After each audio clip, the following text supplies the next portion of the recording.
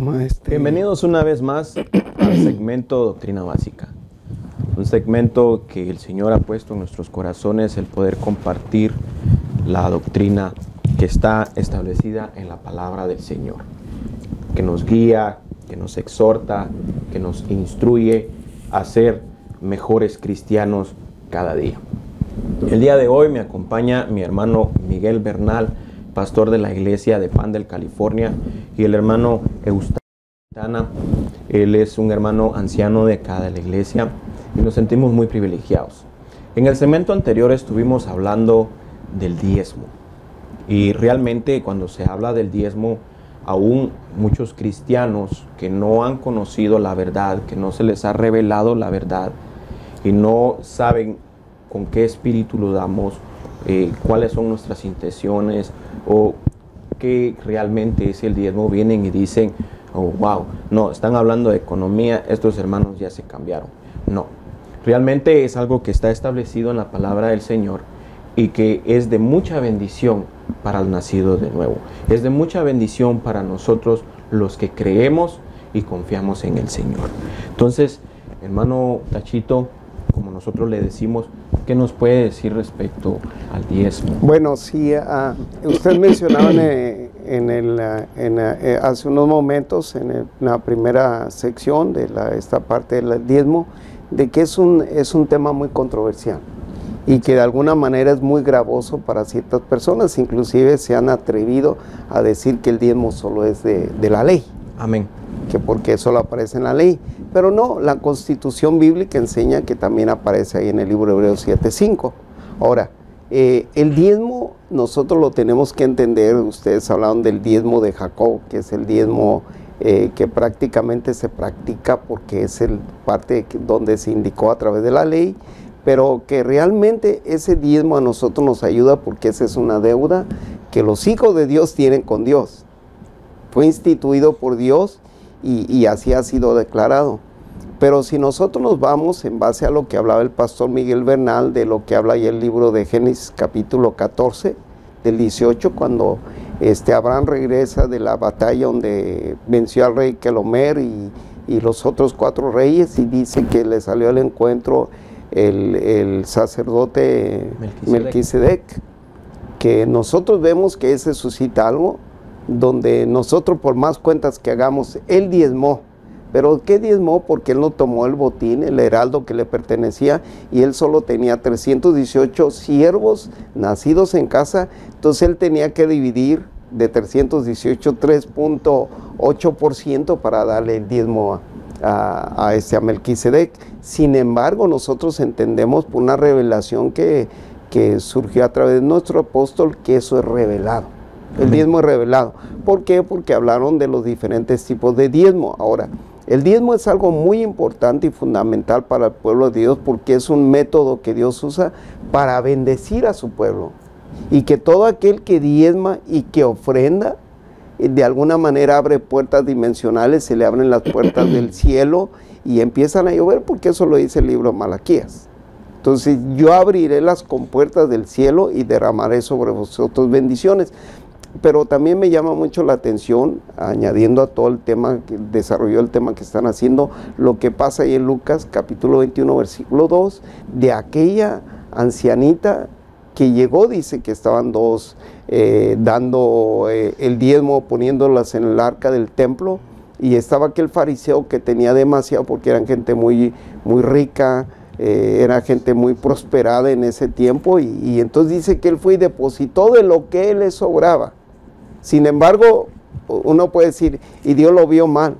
Pues aunque no nos guste, Dios sí lo vio mal.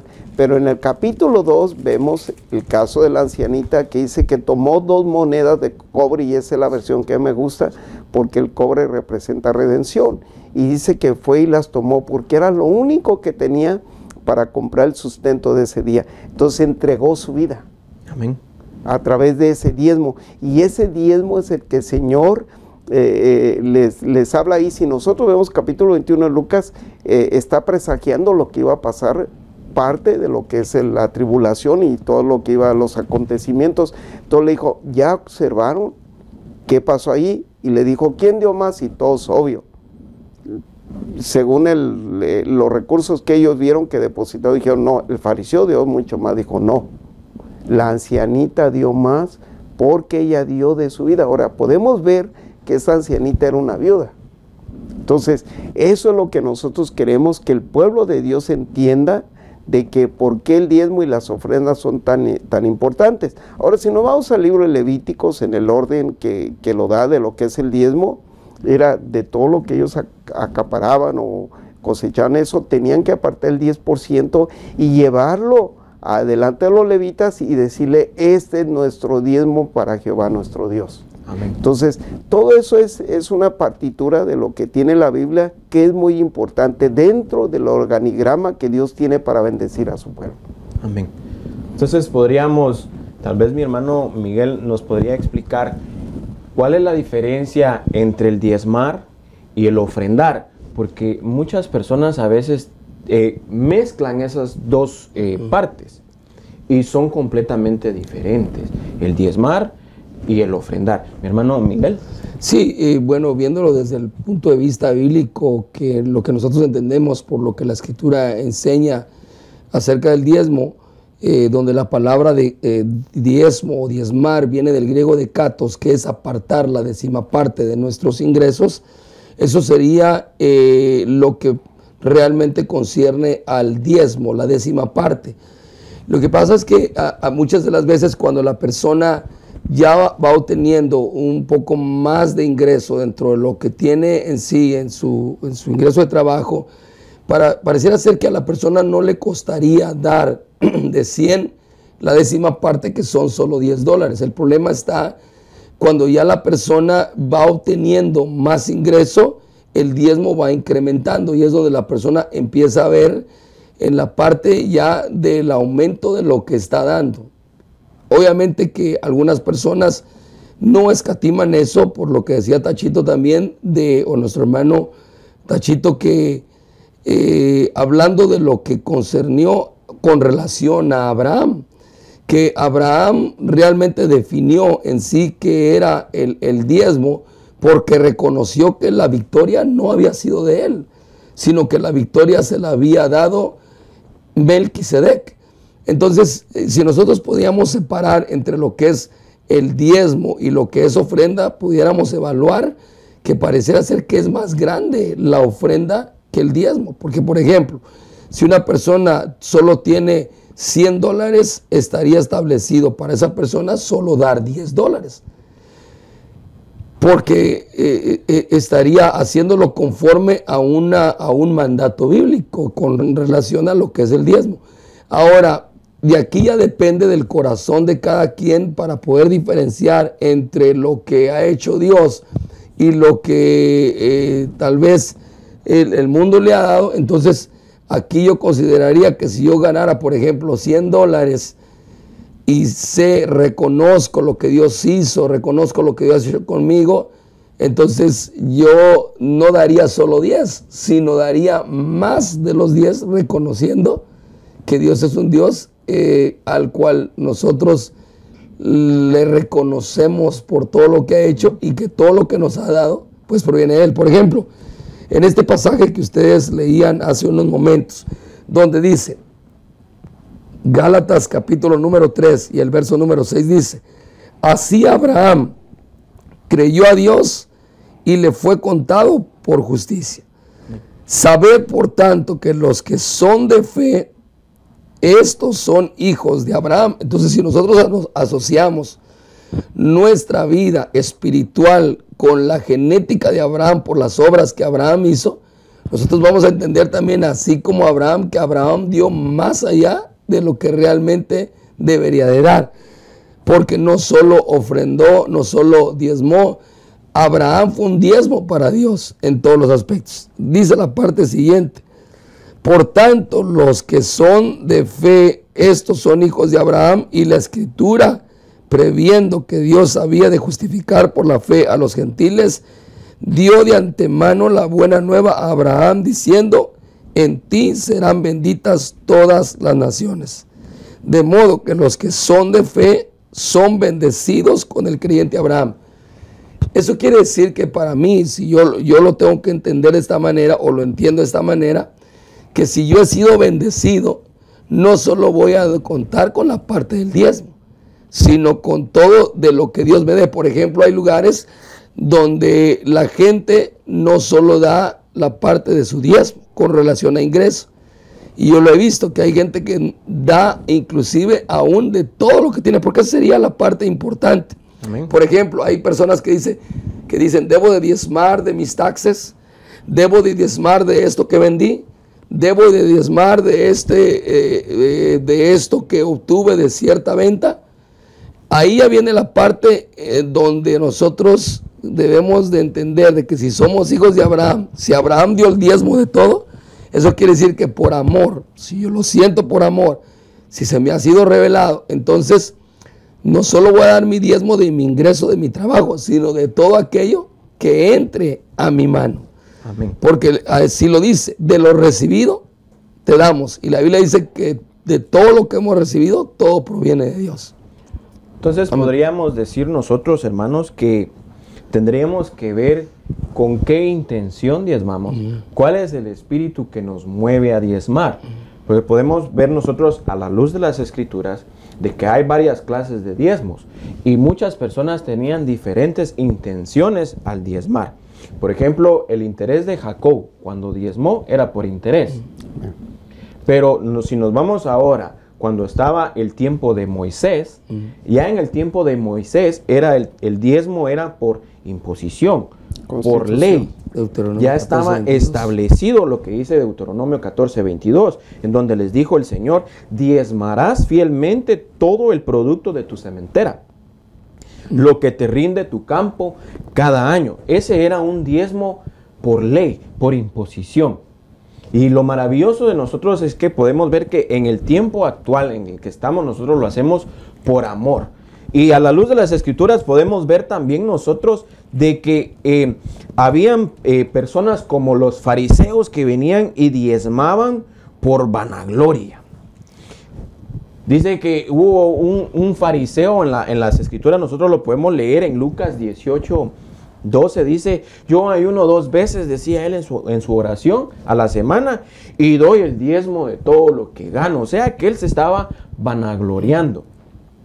Por eso me llamó mucho la atención lo que estaba compartiendo mi hermano Tachito, como nosotros le decimos de cariño, que cuando llegó la viuda y dio, dice, las 2 monedas de cobre, ¿verdad? Ella no lo dio por vanagloria, no lo dio porque necesitaba, no lo dio por querer, por ley, por imposición, sino que lo dio por amor. Algo similar a lo que estaba haciendo Abraham.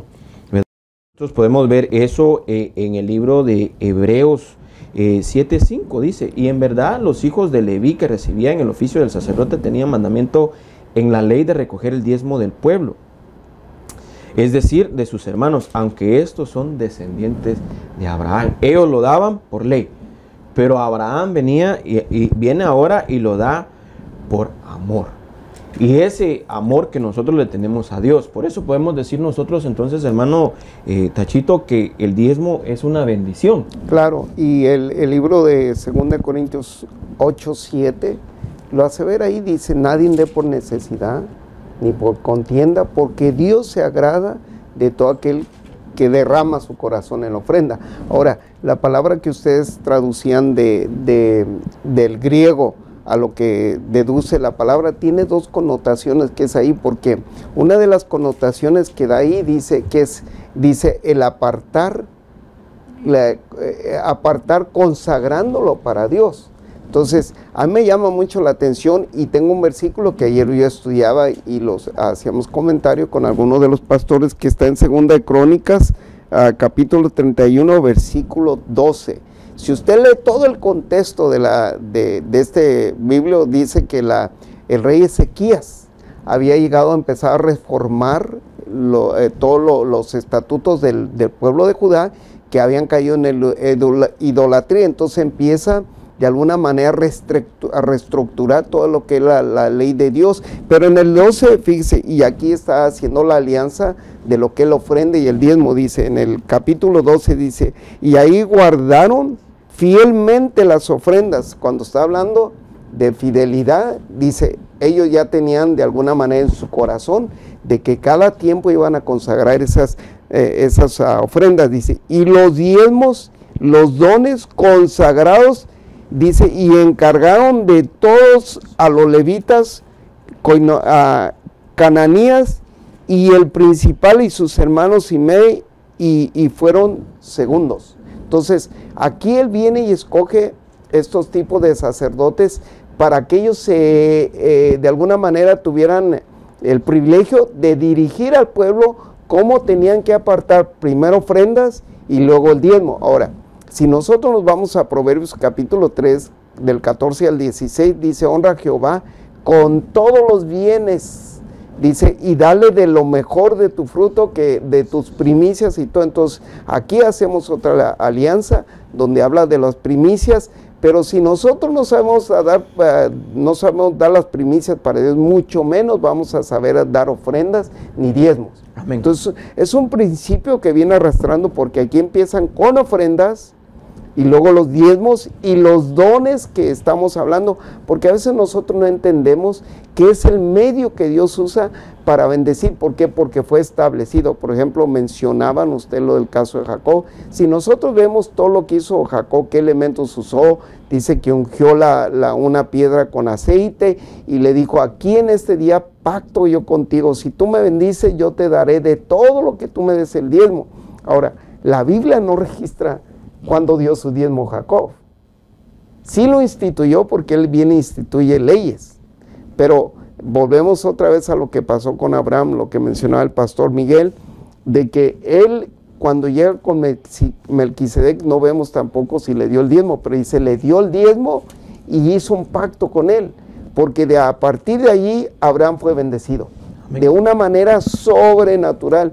Inclusive algunos dicen, wow, y eso no lo había visto. Dice que el faraón de Egipto, cuando de alguna manera secuestró a Sara, cuando él se da cuenta que era esposa de él y lo despide, dice que lo bendijo, lo mandó rico. Entonces cuando él descendió a Egipto y subió rico.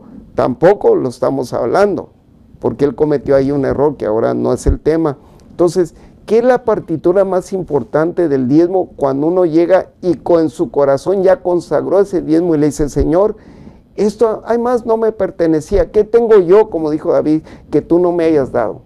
Entonces, eso estamos hablando, el diezmo. Ahora, en la ofrenda es algo más especial. ¿Por qué? Porque la ofrenda ya no es legislada, ya no es, tú das lo que tú quieras. Entonces, aquí vemos el secreto que tuvieron estas familias, la familia Johnson, la familia Kraft, de que ellos de alguna manera ya no diezmaban a Dios, sino se constituyeron en empleados de Dios, y por eso fueron familias que fueron muy prósperas en esta nación. Y perdón que diga, ahora que dicen que han menguado en todo eso, empiezan a tener demandas. Es increíble, ¿verdad? Entonces, ¿qué es el secreto? Que está oculto en lo que es el diezmo, que te abre puertas y empieza el Señor a derramar bendición tras bendición sobre tu vida. Y no sobre su vida, porque también el que está administrando esos diezmos, que también tiene derecho a vivir de ellos, también recibe bendición. O sea, un pueblo que ofrenda, que diezma en su congregación, como ustedes mencionaban, yo no voy a ir a comer a McDonald's y voy a pagar a Jack in the Box. Yo tengo que pagar en McDonald's porque ahí como. Entonces es algo que de alguna manera en las reformas de la iglesia se ha venido a constituir, y es legal de que si usted está yendo a algún lugar a congregarse, ahí tiene que diezmar. Hay muchas personas que dicen, yo diezmo a la radio, yo diezmo aquí. No, usted tiene que diezmar donde usted se está congregando, y las ofrendas posiblemente usted puede dar una donación para ese ministerio de radio, de televisión, pero el diezmo le pertenece a la iglesia donde usted se congrega, a la iglesia local donde usted está ubicado. Amén. Entonces, hermano Miguel, ¿qué podríamos notar nosotros que hay en el ambiente espiritual cuando diezmamos? Por ejemplo, lo que dice Malaquías 3:10. Sí, a mí me llama mucho la atención ese pasaje, porque habla precisamente de una prueba, y ahí el Señor dice, probadme en esto, y si no, dice, abriré las ventanas de los cielos. Yo he notado, hermano, y pareciera ser tal vez algo fuera de serie, que no solo en la parte económica interviene Dios en esa función de dar. Había estado yo viendo que, por ejemplo, en ese pasaje donde el Señor le dice a Israel, es uno de los pasajes donde suena una frase fuerte, donde el Señor le habla a Israel y le dice: pruébenme en esto, yo abriré las ventanas de los cielos y derramaré bendición hasta que sobre y abunde. Y eso a mí me llama la atención, porque no solo viene Dios a bendecir en la parte económica, sino en la parte espiritual. Cuando habla de ventanas, está hablando de bendición, donde no solo Dios va a añadir bendición, sino que está haciendo retroceder una maldición sobre lo financiero, inclusive sobre lo espiritual. Porque recordemos que nosotros la mayoría de nosotros fuimos enseñados, o tal vez mal enseñados, en no diezmar, sino en dar limosnas. Amén. Eso quiere decir que ahí el Señor detiene hasta cierto, yo lo puedo ver de esta manera, que el Señor detiene inclusive maldiciones ancestrales de pobreza que estaban sobre nosotros, donde no solo, vuelvo a mencionar, en la parte económica, sino que en la parte espiritual, donde inclusive podemos disfrutar inclusive de una buena vida espiritual, al igual que una vida material. Creo yo entonces que hay muchos beneficios con relación a lo del diezmo, y si analizamos bien ese pasaje nos vamos a dar cuenta que no solo es en la parte económica, sino también en la parte espiritual. Podemos estar muy bien prosperados en la parte del diezmo, pero en ese pasaje el Señor nos certifica que en la parte espiritual también somos bendecidos. Hay mucha gente bendecida, pero que a la vez en la parte espiritual no lo son prosperados. Amén. Pablo le dijo a Timoteo: yo deseo que seas prosperado en todo, así como prospera tu alma. Y creo yo que ese pasaje nos abre puertas a bendiciones espirituales y a bendiciones materiales. Aleluya. Es algo muy interesante. Déjeme nada más leer los versículos de Malaquías 3:10, 11 y 12, porque ahí es donde nosotros podemos darnos cuenta de que el diezmo no es una pelea solamente material a nivel tierra, sino que es una pelea espiritual, una pelea que abre las puertas de los cielos, como lo dice. Déjeme compartirlo. Dice Malaquías 3:10, dice: traed todo el diezmo al alfolí para que haya alimento en mi casa, y ponedme ahora a prueba en esto, dice el Señor de los ejércitos, si no os abriré las ventanas del cielo y derramaré para vosotros bendición hasta que sobreabunde.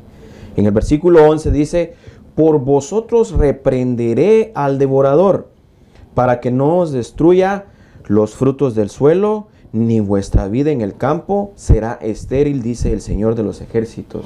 Y ya en el 12 dice: todas las naciones os llamarán bienaventurados, porque seréis una tierra de delicias, dice el Señor de los ejércitos. Venía a mi pensamiento cuando estaba leyendo estos versículos, porque nosotros podemos ver cómo esa bendición espiritual trasciende épocas, trasciende tiempos, trasciende muchas cosas. Esa bendición espiritual es imparable de parte de Dios.